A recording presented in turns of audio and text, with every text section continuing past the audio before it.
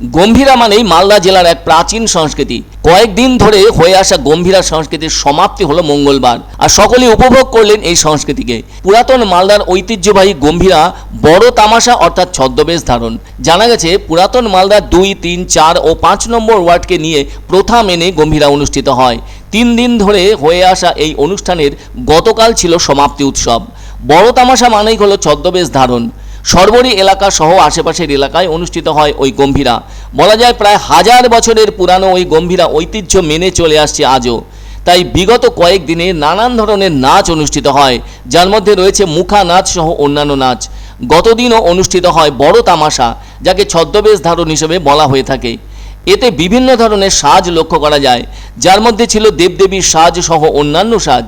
পুরাতন মালদা পৌরসভার উদ্যোগে ছদ্মবেশ ধারণ প্রতিযোগীদের উৎসাহ বাড়াতে উপস্থিত ছিলেন পুরাতন মালদা পৌরসভার ভাইস চেয়ারম্যান শফিকুল ইসলাম, পৌরসভার কার্যনির্বাহী আধিকারিক শুভ্র দাস, পৌরসভার 7 নম্বর ওয়ার্ডের ওয়ার্ড কাউন্সিলর শত্রুঘ্ন সিংহ বর্মা সহ অন্যান্য কাউন্সিলররা।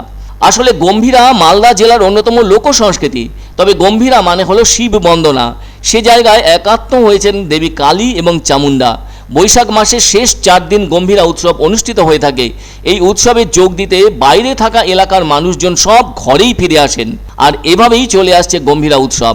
গম্ভীরা শিল্পীদের অনেকেই বলে থাকেন এখন পুরাতন মালদা পৌর এলাকায় নতুন আঙ্গিকে যেন গম্ভীরা উৎসব পালিত হয়ে থাকছে। প্রত্যেকবারের মতো এবারও 28শে বৈশাখ বিভিন্ন মন্দিরে ঘট ভরা দিয়ে এই উৎসবের শুরু হয়। 30শে বৈশাখ ভোর 4:30টায় শুরু হয় মা চামুন্ডার নাচ।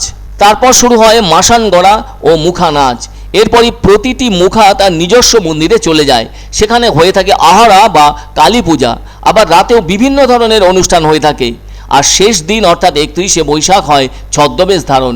শেষ দিনের রাতেও হয় গম্ভীরা নাচ আর গান। আর কয়েক বছর ধরে হয়ে আসছে এই পথনাটক। এবারও কিন্তু 3টি দল পথনাটকে অংশগ্রহণ করেছে।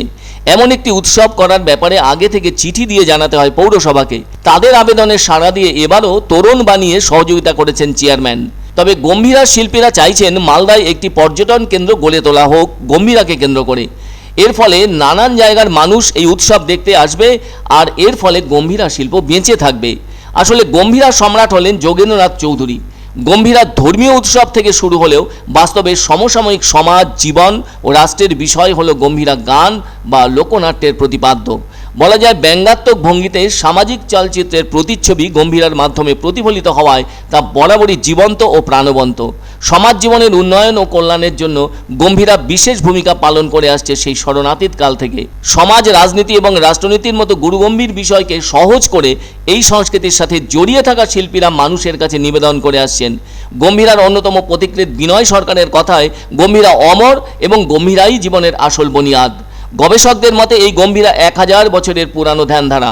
সময়ের সঙ্গে সঙ্গে বিষয় ভাবনাতেও পরিবর্তন ঘটেছে গম্ভীরার। তাই তাদের শেষ কথা, এই শিল্প যদি হারিয়ে যায় তাহলে ইতিহাস আমাদের ক্ষমা করবে না।